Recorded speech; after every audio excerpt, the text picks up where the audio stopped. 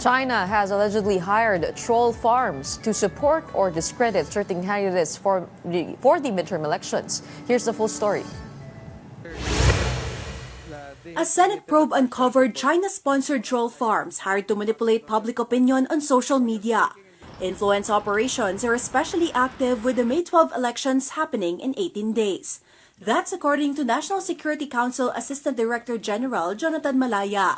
You will see narratives coming from Beijing that the Balikatan exercises is a threat to regional peace and stability. And you'll also hear that kind of statement coming from local proxies who follow the script coming from Beijing.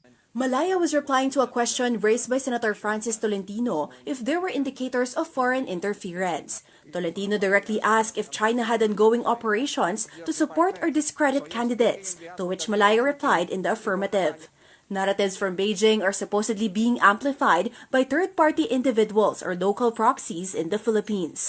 Akala natin ay yun ang tunay na sentimiento ng mga nagpo-post at nagre-react. Subalit, ito pala nagpapatunay na binayaran.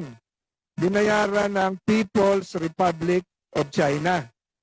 Para sirain, hindi lang ang kredibilidad ng isang tao o namumuno kung hindi ng ating bansa.